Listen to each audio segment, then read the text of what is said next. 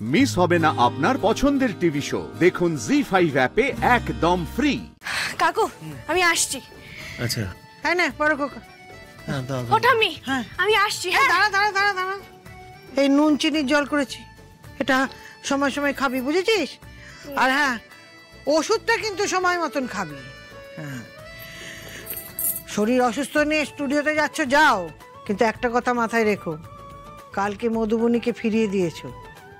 সে ব্যাপারটা কিভাবে নিয়েছে জানি না, তবে তুমি কিন্তু কোনো ঝামেলায় জড়াবে না। মাথা ঠান্ডা করে কাজ করবে, বুঝেছো? যদি কোনো অসুবিধা হয় তাহলে আমাকে ফোন করবে, আমি পরামর্শ দেব। ও আরেকটা কথা, দাদুভাই কিন্তু স্টুডিওতে যাচ্ছে না, তাই যা সামলাবা তোমাকে একাই সামলাতে হবে, কথাটা মাথায় রেখো। ওরে বাবা রে, বুঝেছি ঠাম্মি, এবার আমি আসি। হ্যাঁ কাকু আসছি, ঠাম্মি এলাম। সাবধানে যাস। দুর্গা দুর্গা,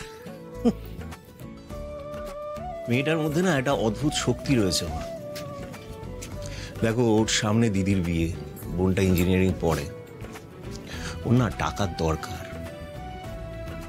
কিন্তু শুধুমাত্র নিজের মনে শান্তির জন্য ওর প্রয়োজন থাকা সত্ত্বেও অতগুলো টাকা ফিরিয়ে দিয়ে চলে এলো। আর আমাদের বাবলুটাকে দেখো, পরিবারের স্বাচ্ছন্দ্যের জন্য নিজের ভালোবাসাকে ফিরিয়ে দিয়েছিল, আজও সেই দিনটা পালন করে কেঁদে চলেছে। কি লাভ? মেয়েটাই বা কি বল, দুদণ্ড অপেক্ষা করতে পারলো না। ভালোই যদি বাসবি, তাহলে ভালোবাসার মানুষের অসহায়তা সেটা তুই বুঝবি না। আর আমাদের দাদুভাই সেই থেকে এই দিনটাতে কষ্ট পেয়েই চলেছে। ভালো লাগে বল দেখে? আমরা পুরনো প্ল্যানটাতেই স্টিক করছি সকল। শোনো কথাটা আগে। সায়ক আর জিনিয়াকে বলে আমাদের সোশ্যাল মিডিয়াতে একে অপরকে আনফলো করে দিয়েছি, আর ঋতুপর্ণাও এটা নিয়ে রিপোর্ট করছে। মানে কেন? আরে কালই তো ডিসাইড হলো যে আমাদের অন্য কিছু ভাবতে হবে।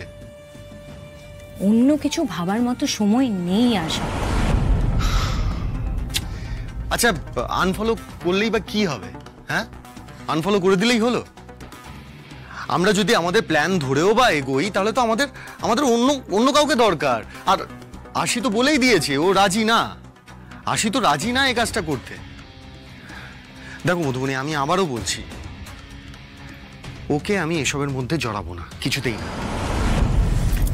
জানি, আরে আমাদের একে অপরকে আনফলো করা নিয়ে পাবলিকের মধ্যে একটা বাস তৈরি হোক, মিডিয়া লেখালেখি করুক, আমরা বাকি কাজগুলো এগোতে থাকি। দেখোই না, আমরা তৃতীয় ব্যক্তিকে ঠিক খুঁজে পাবো। ওকে দেন, বাট বি কেয়ারফুল, কোনো যেন গন্ডগোল না হয়।